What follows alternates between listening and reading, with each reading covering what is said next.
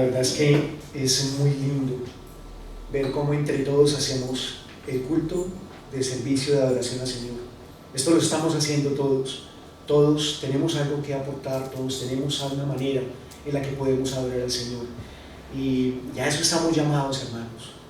Venimos a adorarle a Dios, venimos hoy a alabar al Señor, venimos a darle gracias a Dios, a reconocerle y a exaltar su nombre. Y bueno, Él nos da el privilegio de poder participar de este momento. La semana pasada empezamos a tratar un tema que se encuentra en el libro de la primera carta de los Corintios, el capítulo 10, y hablamos de los versículos, de los 6 primeros versículos. La idea realmente es llegar hasta el 12, que es a donde vamos a llegar el día de hoy. Y de entre esos primeros versículos que hablamos la semana pasada, hablé del 1 al 4, en el que, hice primero una presentación general del 1 al 10, en donde encontraba yo dos paralelismos entre 4 bendiciones especiales que tenía el pueblo de Israel y 4 advertencias que nos hace el apóstol a través de la carta.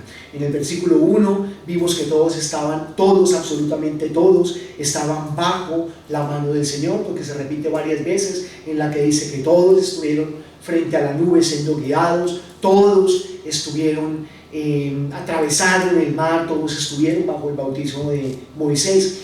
En el versículo 2 decía que todos fueron bautizados también. Versículo 3 habla de que todos comieron la misma comida espiritual, que todos, en el versículo 4, todos bebieron de la misma bebida espiritual.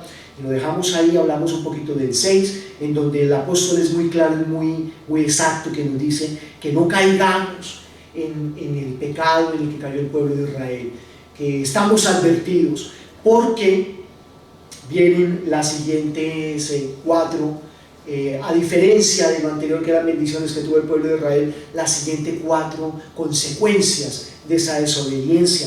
Y habla en versículo 7, estoy haciendo un recuento de lo que se dijo, pero realmente esto es un avance a lo que vamos a tratar ahorita. Habla de honrar a los ídolos, de no fornicar, de no tentar a Cristo y de no murmurar. Eso es lo que vamos a tratar el día de hoy, empezando en el versículo 7. Este versículo me ha tocado bastante porque dice: ni seáis honradores de ídolos como algunos de ellos, según está escrito. El pueblo de Israel se sentó y honró a sus ídolos.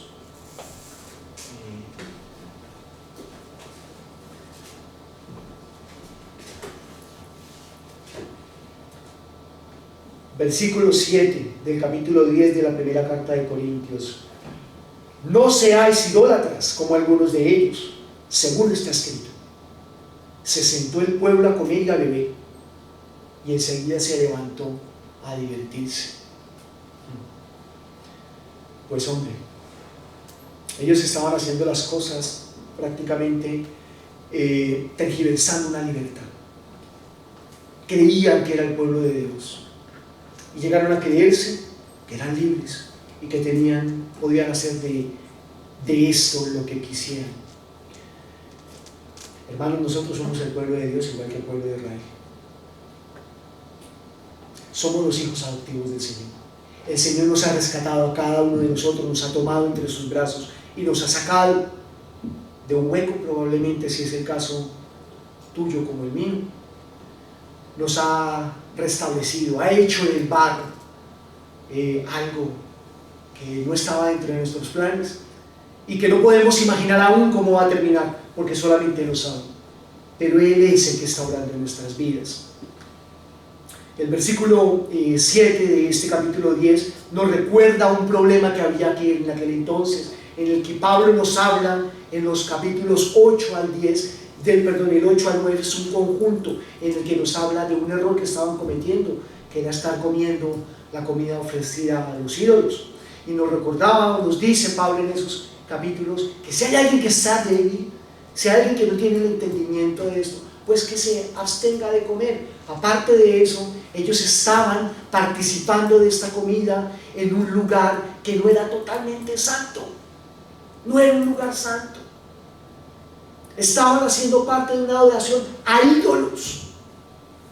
Ellos pensaban, bueno, este no es el ídolo, yo no lo contemplo como un ídolo, yo no creo que sea un ídolo, pero tomo la vianda, tomo el alimento, la comida que se ofrecía allí, y pensaban que no era relevante, pero la verdad es que sí, estaban tomando parte de esa adoración a falsos ídolos. Aparte de eso, habían hermanos, habían otros creyentes que los veían, y esto generaba confusión para ellos, para los que no entendían qué era lo que estaba pasando. No llegaron a pensar que estaban siendo muy tibios,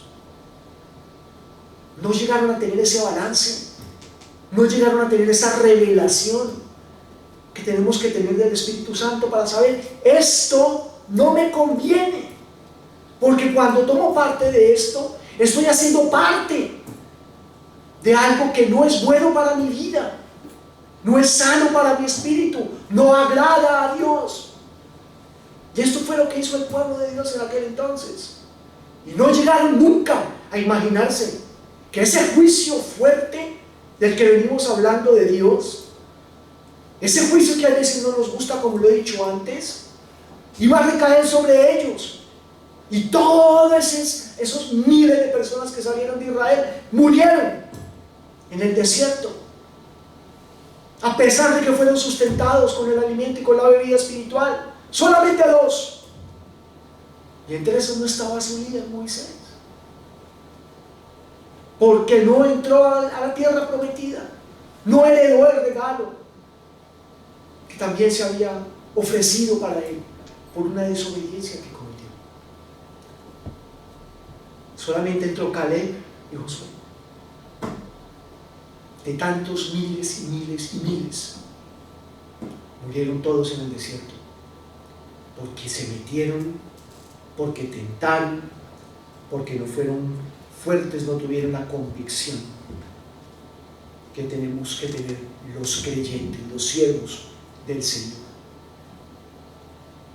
Hermanos, actualmente el mundo, ya lo hemos dicho hoy varias veces, pero tenemos que ser conscientes de eso constantemente, vivimos en un mundo decayente, en un mundo que está perdido, que está entre tinieblas, y el mundo necesita cristianos que marquen la diferencia,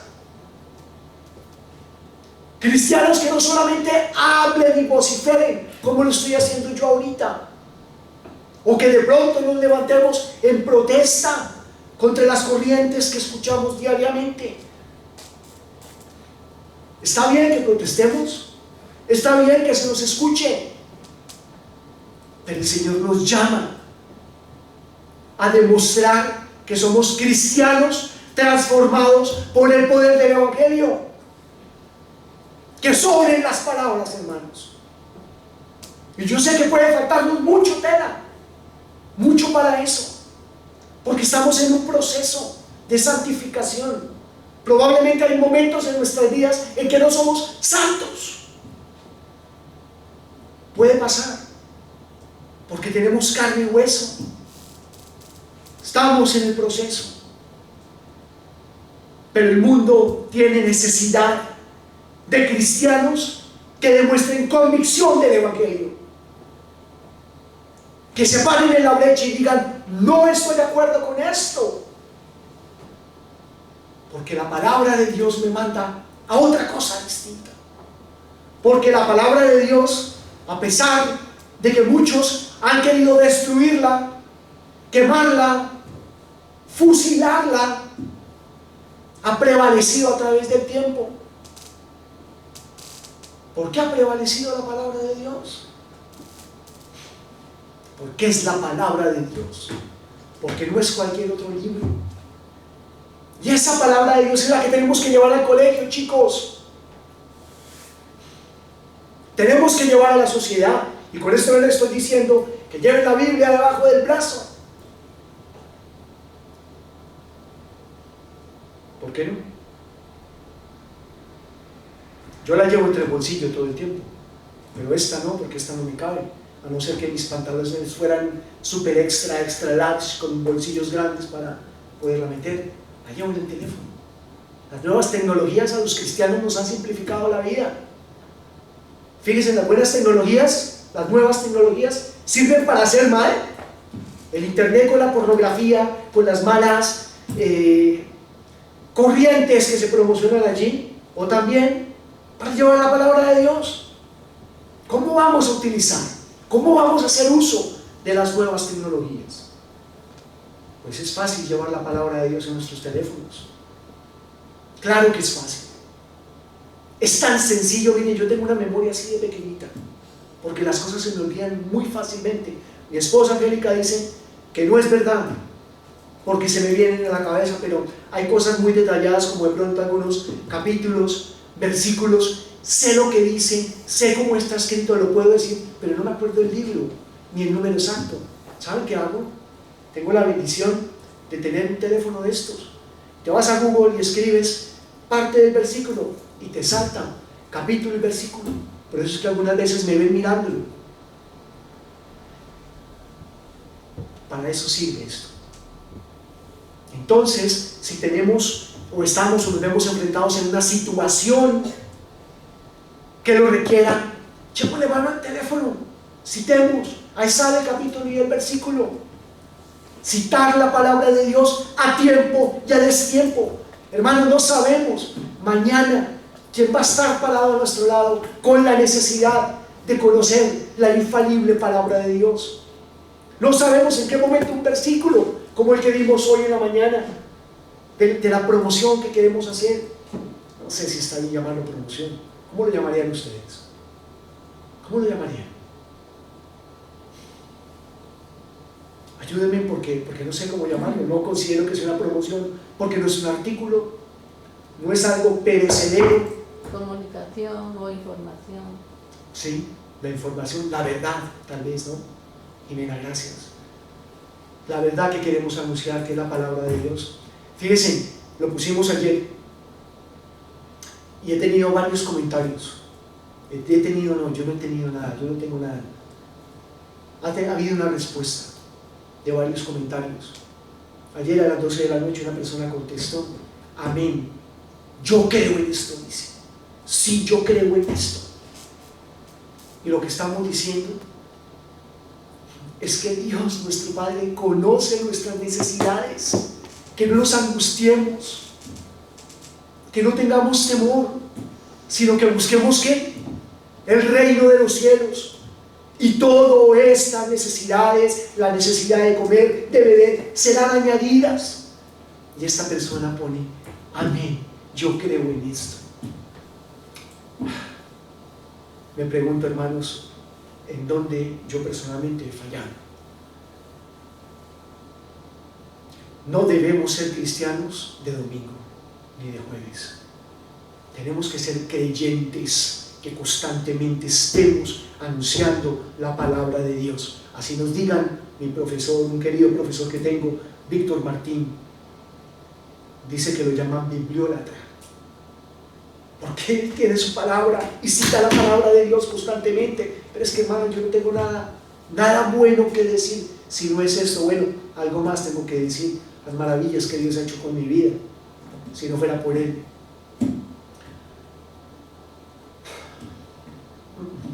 El Señor es el que ha hecho las maravillas. Eso es lo que tenemos que anunciar.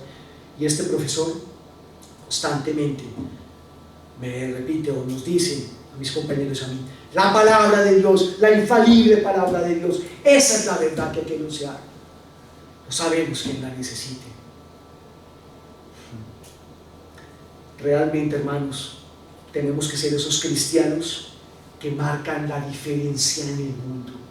Convicción, convicción, con los ojos cerrados, convicción.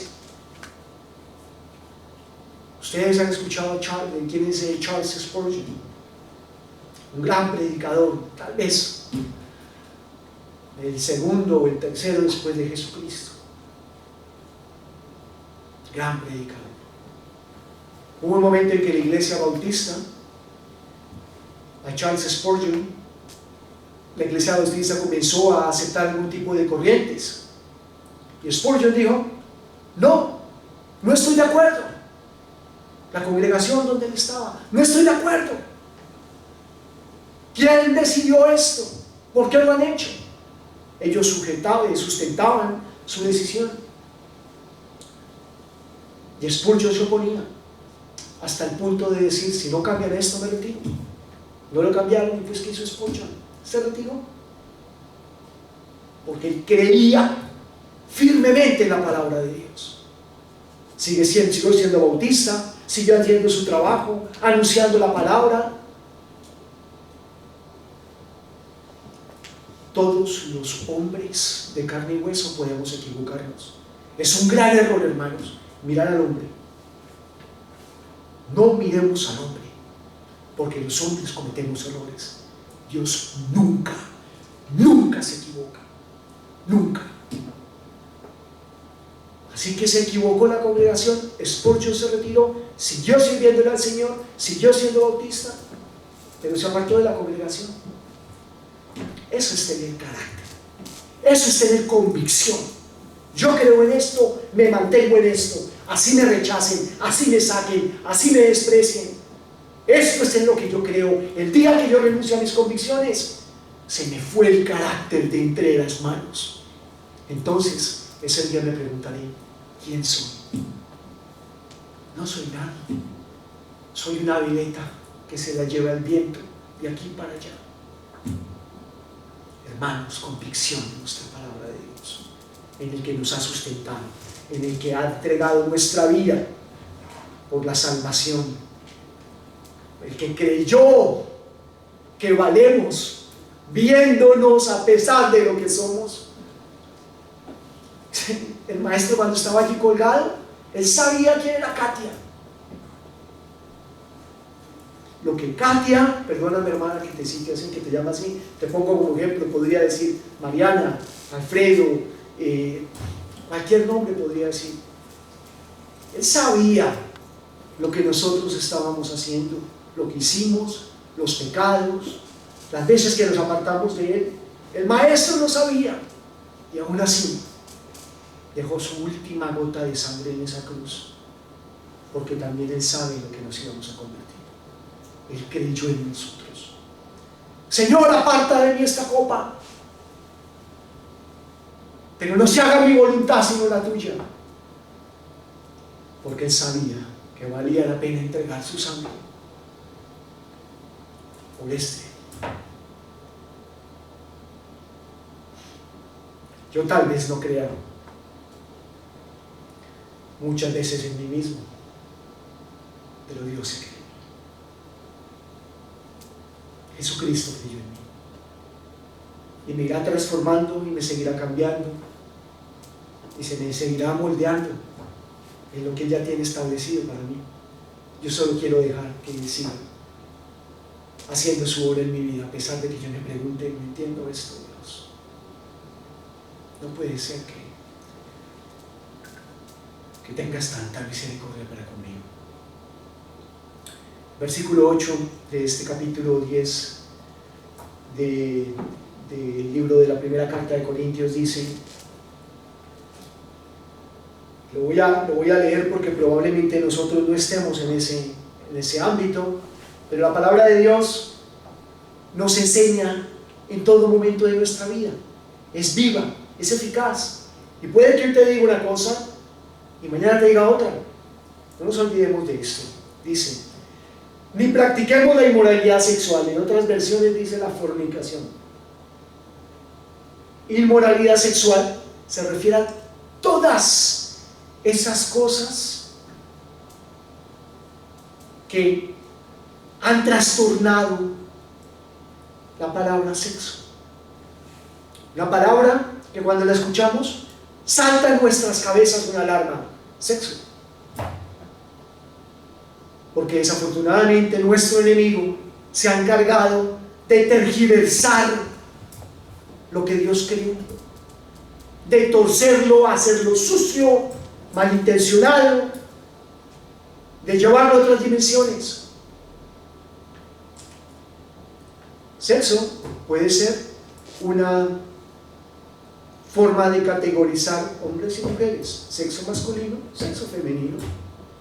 No hay necesidad de ponerle más tiza a eso. Sexo es algo que Dios tuvo a bien dar a la pareja bajo el matrimonio. Es un regalo de Dios. Y todo lo demás que quieran meter ahí no viene de Dios. Resulta que el pueblo de Israel, lo voy a leer todo para que entremos en el contexto, ni practiquemos la inmoralidad sexual, como algunos de ellos la practicaron, y en un solo día cayeron 23,000 personas. ¡Wow, qué tremendo! 23,000 personas anuncia aquí el apóstol Pablo. Eso está en el libro de Números, capítulo 25, versículos del 1 al 5. Dice así: Israel acampó en Sitín, y el pueblo empezó a prostituirse con las mujeres de Moab, a tener relaciones sexuales, a tener todo tipo de inmoralidad sexual, las cuales invitaron al pueblo a los sacrificios de sus dioses, y estos comieron y bebieron y se postraron ante sus dioses.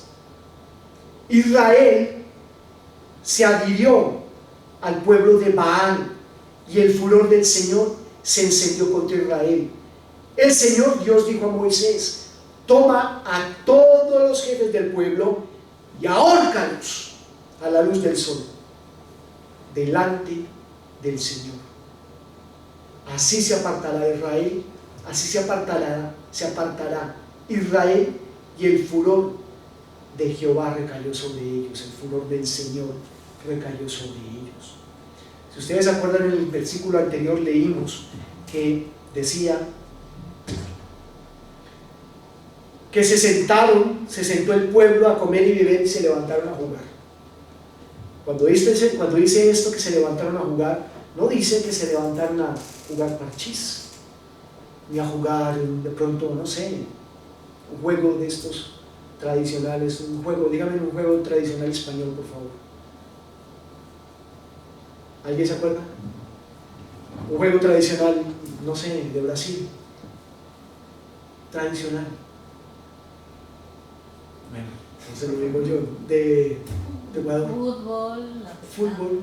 Ay, qué fácil era. La petanca, ¿cuál es la petanca? No se habla de veces de la petanca, pero creo que es tirar unas bolas y golpearlas, y esos serían los juegos que de pronto nuestra mente, si no vamos al contexto, si no le pedimos al Señor discernimiento de su palabra, nos quedaríamos con que, ay, se levantaron a jugar, no sé, a la lleva, o soldaditos libertados, o tirar dardos, ¿no? ¿Para qué se levantaron a hacer? Esto es una forma que hace el escritor para decir jugar con sus vidas, porque realmente lo que se levantaron fue a fornicar. Se levantaron a jugar, dice, pero se levantaron fue al versículo siguiente, a tener relaciones sexuales entre ellos, a la inmoralidad sexual, porque lo confirma en el siguiente.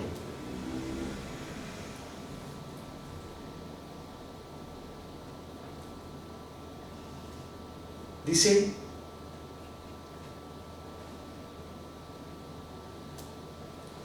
lo leí hace un momento, está en Números, perdón, se me fue, número 5 dije, número 7.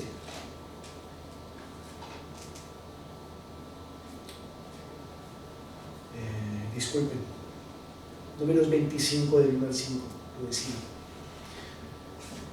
Versículo 2: los cuales, las mujeres con las que se fueron a prostituir, invitaron al pueblo a los sacrificios de sus dioses, y estos comieron y bebieron y se postraron ante sus dioses. Y después, pues obviamente, como hicieron parte de la celebración, se hicieron parte del pueblo de Baal,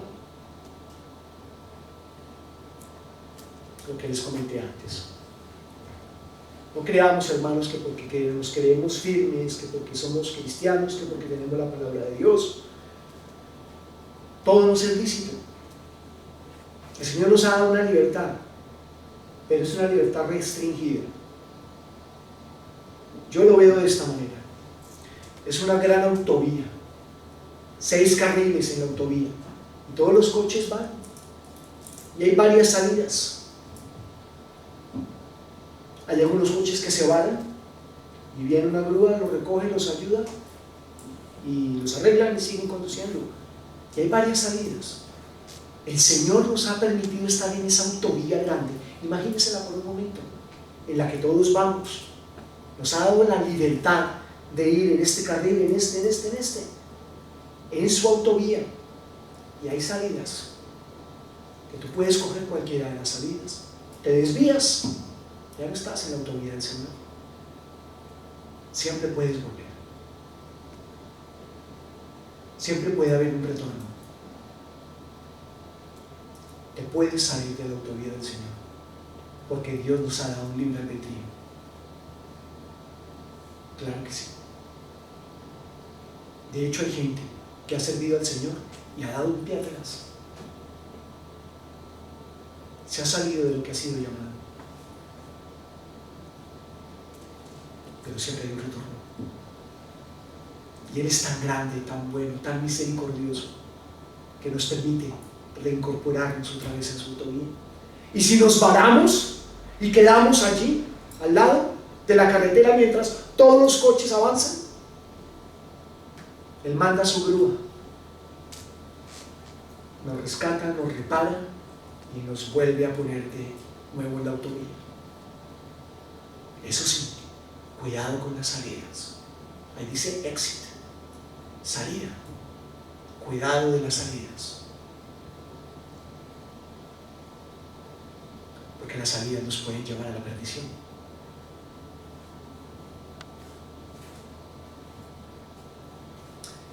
Me gustaría que viéramos en este versículo, en estos versículos de Números 25, del 1 al 5, en la que nos habla de la inmoralidad sexual, que dicen que murieron 24,000 personas. ¿Cómo es que el apóstol Pablo nos dice hasta 23,000? ¿Cómo así? 25 del 1 al 5.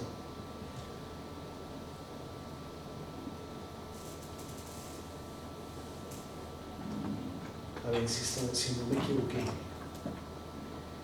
Dice así: Israel acampó en Sitín, y el pueblo empezó a prostituirse con las mujeres de Moab, las cuales invitaron al pueblo a los sacrificios de sus dioses, y éste comió y se postraron ante sus dioses. Israel se adhirió a Baal de Peor, y el furor de Jehová se encendió contra Israel. El Señor dijo a Moisés: toma a todos los jefes del pueblo y ahórcalos a la luz del sol delante del Señor, así se apartará de Israel el furor de la ira del Señor. Entonces Moisés dijo a los jueces de Israel: cada uno mate a los hombres suyos que se han adherido al pueblo de Baal.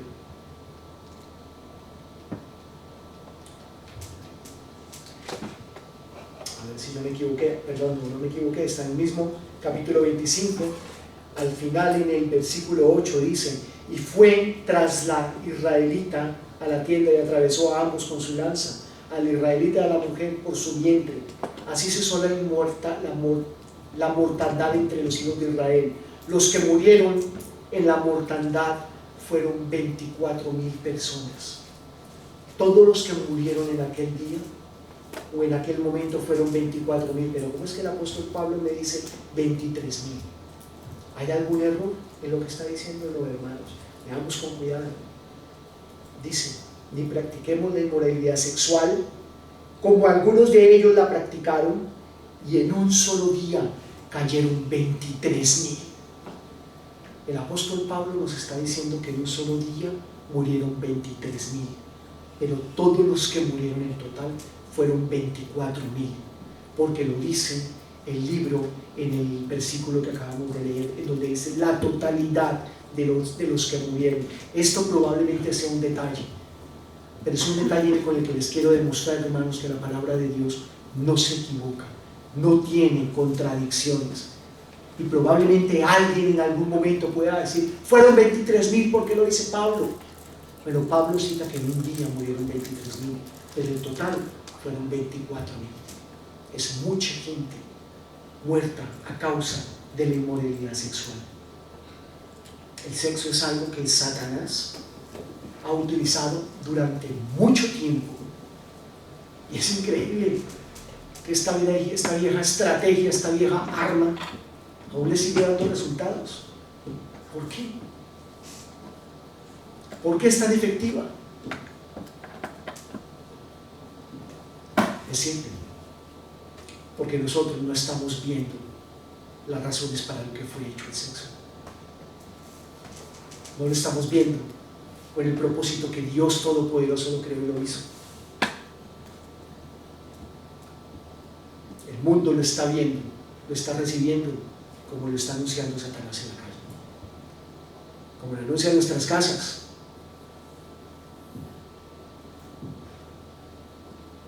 Aquí alguien podría decir: no, en mi casa no, usted está equivocado, William. Claro que sí. ¿No han prendido los televisores? ¿No han visto los comerciales de Durex? ¿No hemos visto las noticias?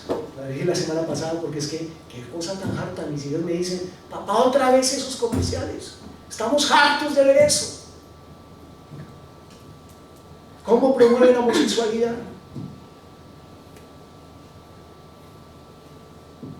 Una mentira de Satanás. Y lo sostengo, es una mentira de Satanás la homosexualidad. Es una mentira. Versículo 9 dice: y tentemos a Cristo, como también algunos de ellos le tentaron y perecieron por las serpientes. El tercer error, el tercer pecado que cometió el pueblo de Israel es la tentación. Yo nunca tiento a Cristo, podría alguien decir. Yo nunca tiento a Dios. Hermanos, muchas veces lo hacemos. Muchísimas veces lo hacemos y no nos damos cuenta. El Antiguo Testamento está lleno de referencias en las cuales el pueblo de Dios tentaba al mismo Dios. ¿Cómo es tentar a Dios? ¿Cómo lo tentamos? Pues la forma más práctica de tentar a Dios es poniéndolo a prueba. Cada vez que ponemos a prueba a Dios, lo estamos tentando. ¿Y yo cómo pongo a prueba a Dios? Cada vez que dudo de sus promesas. Esta mañana le dije a nuestros hermanos del grupo de alabanza que el Señor nos pide hacernos como uno de los pequeñitos para poder entrar al reino de los cielos. Y les decía: todos ustedes, chicos, probablemente entran más fácil de lo que yo vaya a entrar. Una vez se lo dije a mis hijas, me dijeron: pero papá, ¿tú predicas la palabra de Dios? Y yo les contesté: sí, lo hago, pero tú la recibes de una manera menos difícil a como la podemos recibir los adultos. Los niños creen la palabra de Dios como está escrita. Hay veces los adultos llegamos a dudar. No, pero hermanos, es increíble. He escuchado teólogos, gente que estudia la palabra de Dios, que trata de dar explicaciones a la creación del mundo. Y de pronto a alguien no le gusta lo que estoy diciendo. Yo me considero creacionista. Yo considero que lo que dice el Antiguo Testamento en el libro de Génesis, así fue. Yo lo creo, porque si no, no estaría escrito. No me pueden venir a decir a mí: no, es que esa es una interpretación. Si está escrito la palabra de Dios de la manera en que está escrita, y si me dicen que es inspirada por Dios, ¿quién soy yo para dudar de ella? Si dice que toda palabra de lo que aquí está escrito es inspirado por Dios, entonces ¿por qué se atreven a decir que no estuvo en el vientre de un pez? Eso es una alegoría. Pues no, señor. Es que hay gente que lo dice. En el Nuevo Testamento el mismo Jesucristo cita que así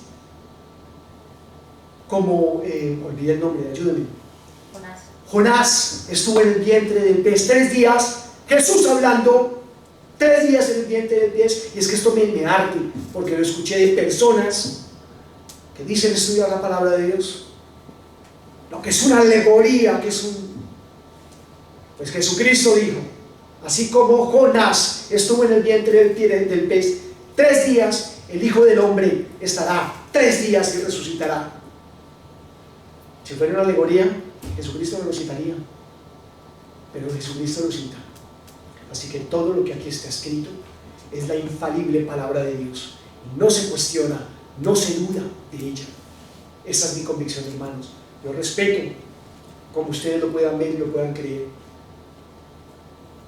Mis palabras sobran. Yo lo que predico es la palabra de Dios. Si aquí no está, es mentira. Y no soy un extremista, no. Soy una persona que tiene convicción de la palabra de Dios. Apocalipsis 3, versículos del 15 al 21. Miren lo que dice esto. Me gustaría que vayamos allá y lo leamos. Esto es Jesucristo hablándole a la iglesia de la Odisea. Y le dice así muy claramente: yo conozco tus obras, que ni eres frío ni caliente. Ojalá fueras frío o caliente. Así, porque eres tibio y no frío ni caliente, estoy por vomitarte de mi boca. Ya que tú dices: soy rico, me he enriquecido y no tengo ni una necesidad, y no sabes que tú eres desgraciado, miserable, pobre, ciego y desnudo. Yo te aconsejo que de mí compres oro refinado por el fuego, para que te hagas rico, y vestiduras blancas para que te vistas y no se descubra la vergüenza de tu desnudez, y colirio para ungir tus ojos y puedas ver. Es Jesucristo juzgando a la iglesia de la Odisea porque era tibia. Así es que se tienta a Dios. O creo en la palabra de Dios y en lo que la palabra de Dios me dice, o no. O eres frío o eres caliente. O eres frío o eres caliente, pero no tibios. No sé cómo lo están recibiendo, hermanos, pero creo que para los tiempos que estamos viviendo, el apóstol Pablo en esta carta nos exhorta a tener convicción de aquel que murió en la cruz del Calvario. Versículo 10 dice: ni murmuréis, como algunos de ellos murmuraron y perecieron por el destructor. ¿Qué era lo que estaba pasando en ese entonces? Lo vemos en el libro de Números, capítulo 14, del 26 al 29. Números 14, miremos qué pasó. ¿Por qué les dicen así? ¿Por qué los llama Pablo de esa manera? Murmuradores. Números 14, 26. Entonces, primero me gustaría empezar con uno pequeñito. Números 11, versículo 1 dice: aconteció que el pueblo se quejó amargamente a Dios del Señor. El Señor los oyó y se encendió su furor, y el fuego del Señor ardió contra ellos y consumió, quemó un extremo del campamento, porque murmuraban contra Dios. No hacían más que quejarse de Dios.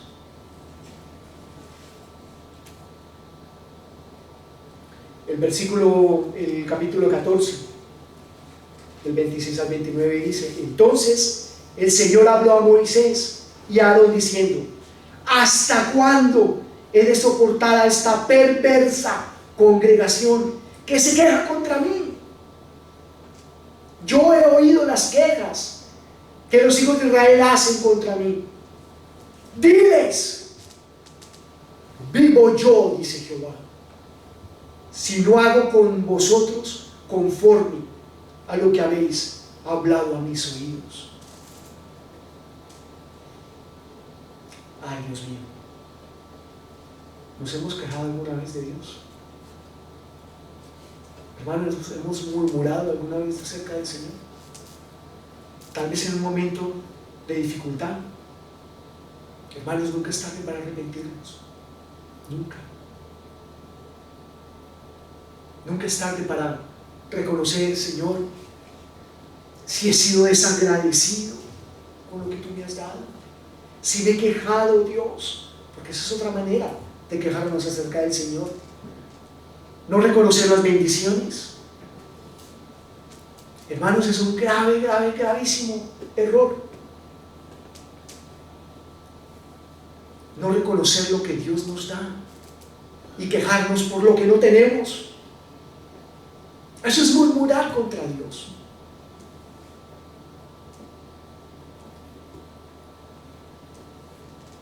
En lo poco has sido fiel, en lo mucho te pondré. Si el día de hoy tenemos lentejas y arroz, gracias, bendito Señor, porque en mi mesa hay lentejas y arroz. Y si tenemos la oportunidad de tener un salmón, no sé con qué más lo podría dibujar. Gracias, Señor.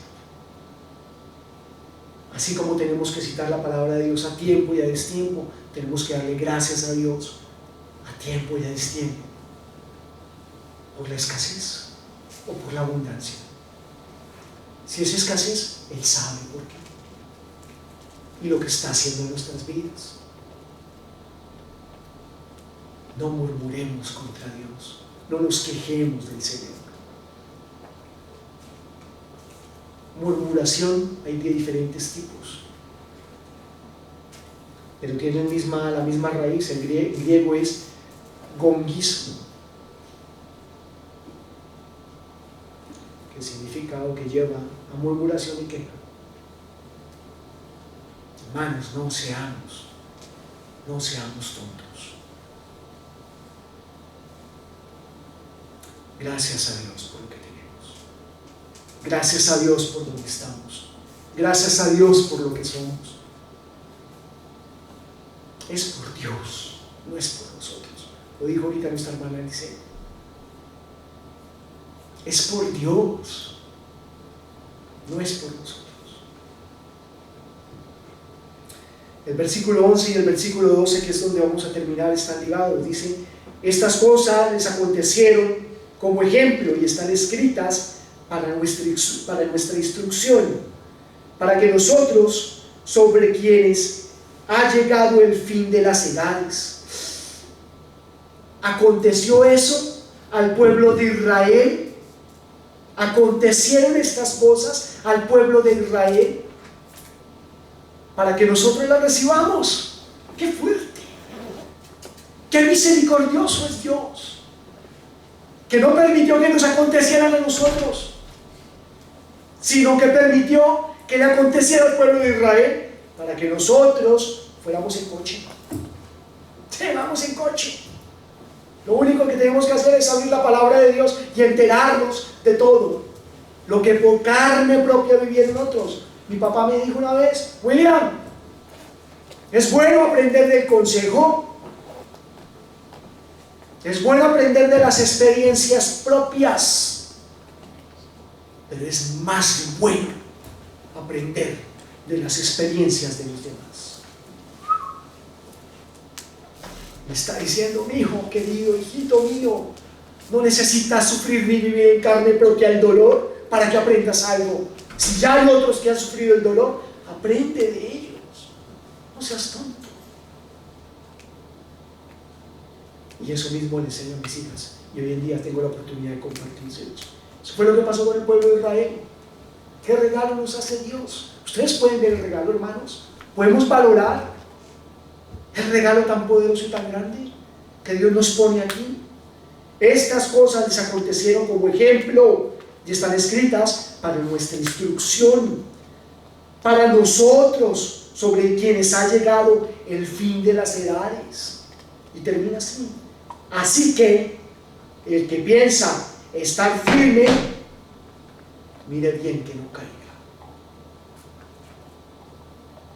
Y el versículo 13: no os ha sobrevenido ninguna tentación que no sea humana, pero fiel es Dios, quien no os dejará ser tentados más de lo que podéis soportar, sino que juntamente con la tentación dará la salida para que podáis resistir.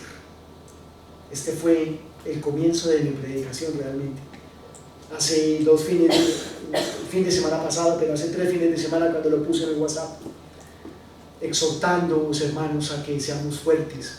Aquí en esta palabra dice, en esta Biblia dice, no os ha sobrevenido una tentación, pero la raíz griega también señala hacia la definición prueba. Prueba. No os ha sobrevenido ninguna prueba que no sea humana.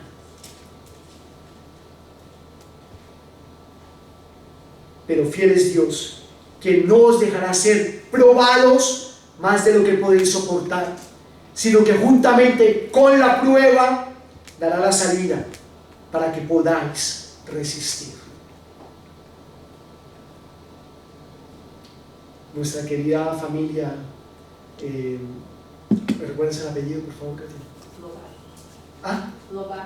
Lobato, nuestra querida familia Lobato, hace un par de semanas estuvo bajo la prueba y el Señor lo soportó y el Señor los tiene aquí de vuelta el día de hoy. El tío de Alfredo, por quien hemos estado orando, una fuerte prueba. Y ayer Alfredo me dice que ya lo levantaron, ¿verdad, hermano? Ya lo alzaron, ya lo pararon. Duró varios días en cuidados intensivos, una prueba tremenda. Y aquí estuvimos orando por él. Y él habló muy bien con el Señor. Lo sacaron ya de cuidados intensivos y ya ayer lo levantaron. Ya se está moviendo, está muy débil. Claro, ¿cuánto tiempo, Alfredo, estuvo ahí? Lleva más de un mes. Más de un mes, algo así, en los que estuvo no solamente en el hospital, sino también en cuidados intensivos, probablemente entubado, muy debilitado, pero el Señor lo ha sostenido. Nuestra hermana Jimena y Lisette también estuvieron bajo una prueba larga, que nunca se esperaron que iba a ser así de larga. Iba a ser por un corto tiempo, fue larga, y el Señor la soportó y les dio la salida, ¿verdad, hermanas? Ese es el Dios del que hablamos. Y pues las dificultades por las que ha pasado nuestra hermana Judy ha sido una tras otra, con distintos nombres, ¿verdad, Judy? Si no era una cosa, era la otra, y se caía y otra vez parecía que ya estaba bien y no volvía y se caía, y el Señor dio la salida. ¿Tienes la bendición, hermana? Gracias al Señor, en aquel en el que hemos puesto sus ojos. Ese es el Dios del que hablamos y del que nuestro mundo necesita oír. Ese es el Dios.